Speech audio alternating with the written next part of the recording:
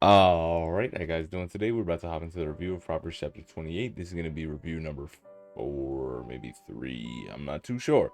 Either way, I just make sure you like the video, hit a little exit full screen, scroll yourself a little bit, like the video, full screen it back up. You feel me?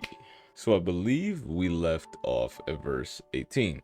Whoso walks uprightly shall be saved. He that is perverse in his ways shall fall at once. Right? We walk uprightly, whether that be having faith in Jesus Christ or somehow living a perfect life, which we know is impossible. We're going to be saved. But he that's perverse in his ways shall fall at once.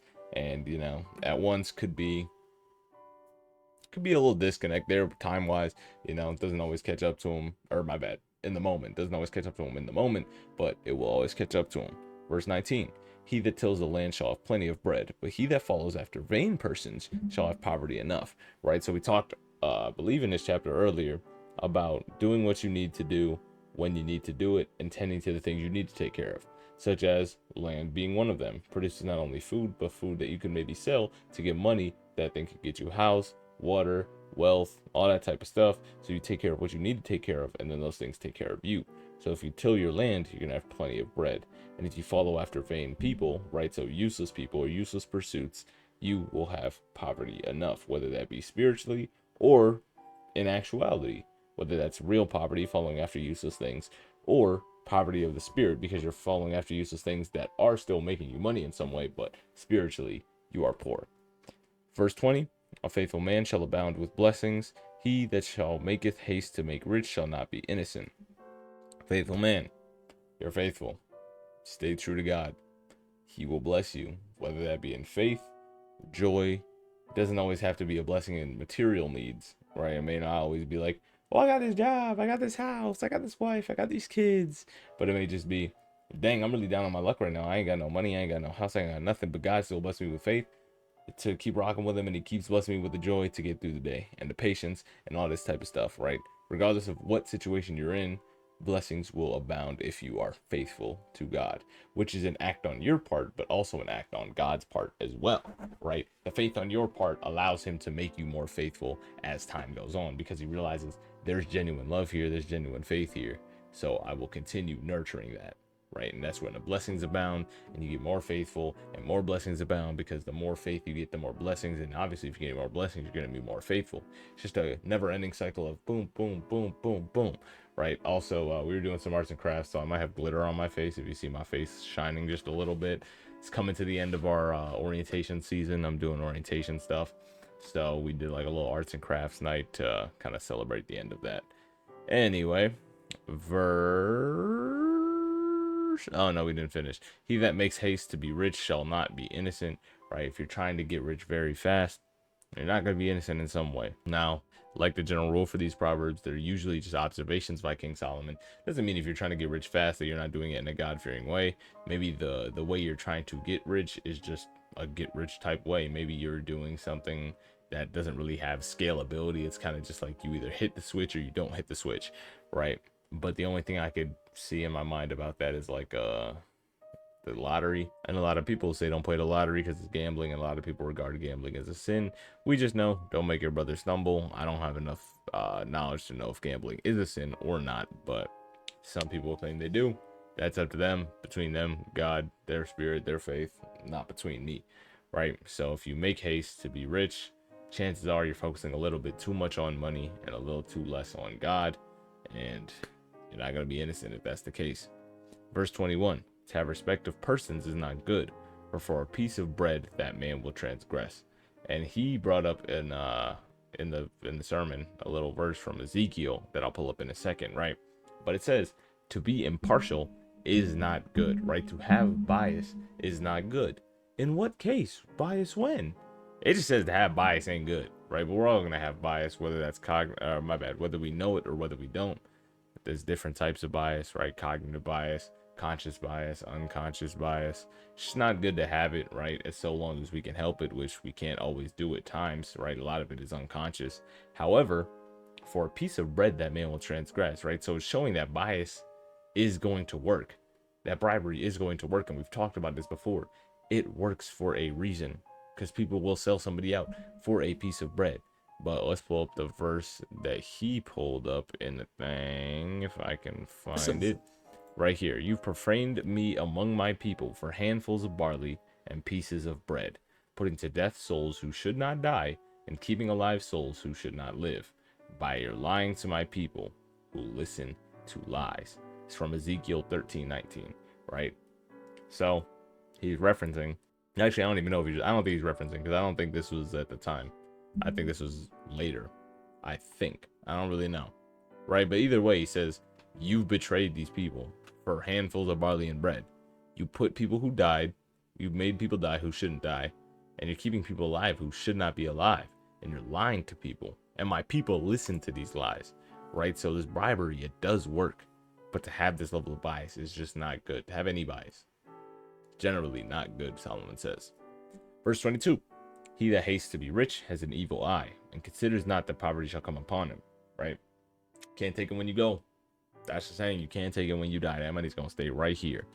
So it's not that important, right? Poverty's gonna come on you, because guess what? When you die, there is no money. There is no money in heaven. There's no money in hell, as far as I'm concerned, or no, right? We don't really know.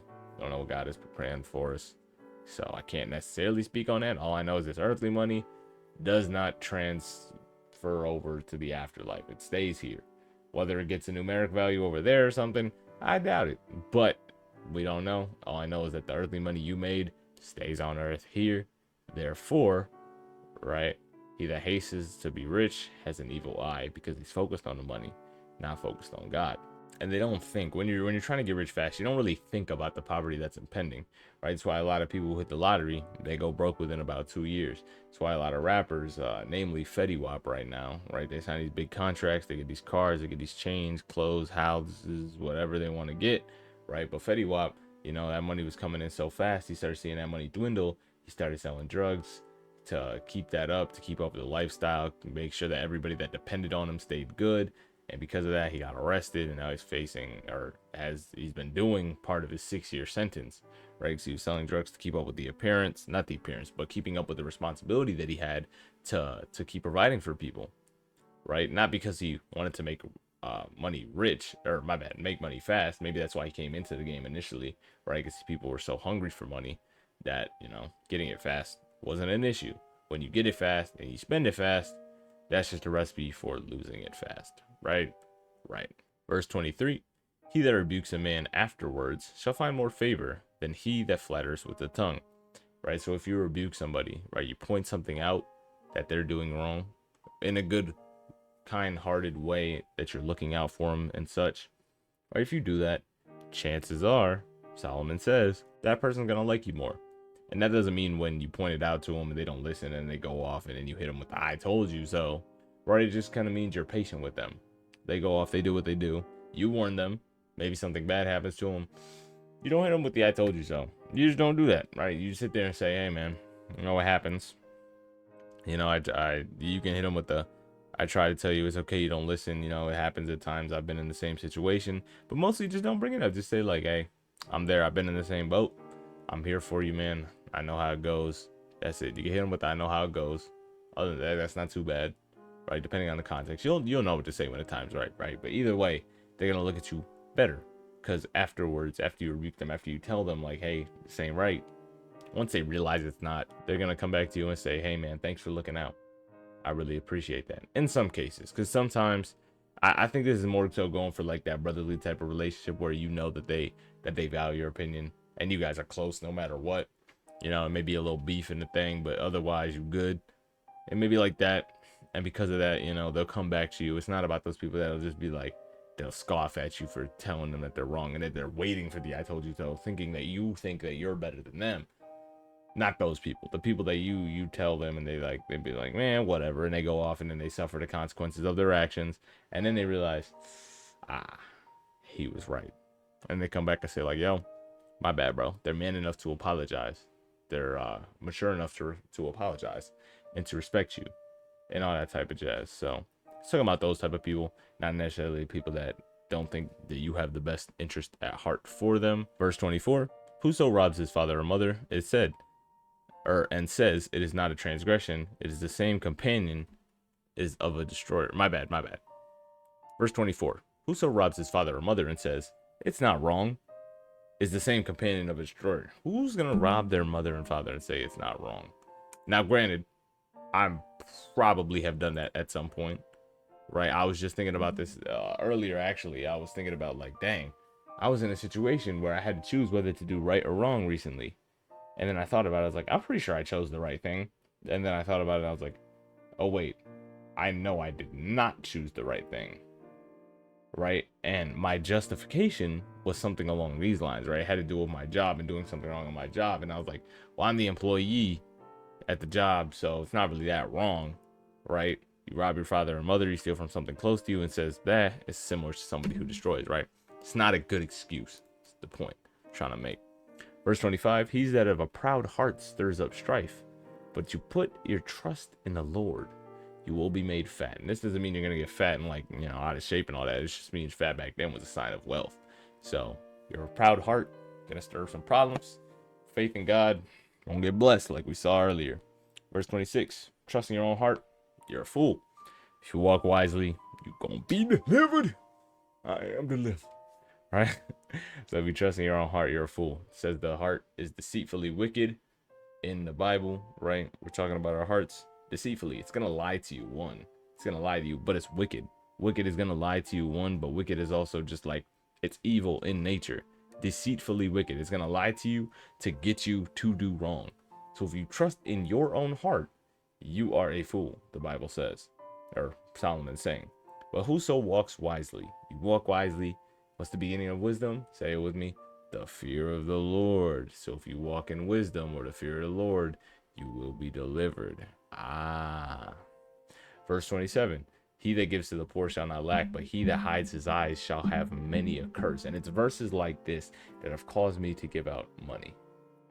Verses like this, because this money ain't ours. It's an extension of God's kingdom that he's blessed us with on this earth. However, I think there's a little, I won't say a limit, but I think there's a little bit of like some discernment that you can use, whether it's like, this is money for the kingdom. This is money I should probably hold on to make sure that I'm good. But overall, you know, don't hide your pocket. Don't look at that poor dude and say like, you know what I'm saying? Like the other day I saw this dude said he just got out of jail. He needed like some money for the bus or whatever. All I had in my thing was I had $1, had $20, and I had a 50. I gave him the one. He said if I can go into the store, we was going into a store. He asked if I could get him some chicken wings. They didn't have any wings on the hand. We were in a rush. I didn't have time. I should have bought him something. Looking back at it, I should have bought him something. I just went back outside and I said, hey, I didn't have any wings right now, bro. I'm sorry. However, right, I was there with him. I made the effort, is the point being, right? It's not that I ain't giving to the poor, right? I ain't hide my eyes. I saw him as a person. I didn't see him as like a burden on society or a useless beggar or whatever the case is. I saw this as, hey, bro just got out of jail. I don't know why he's right here, but he just got out of jail, you know, and he probably just needs to push in the right direction, one, or something along those lines, or he just needs to get back on his feet.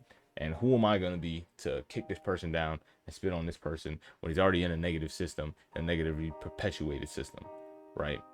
I wanted to help to some degree, right? So I hope he can see that and he can see the good in the world from that sense. I should have prayed for him and all that, but I wasn't thinking about it at the time.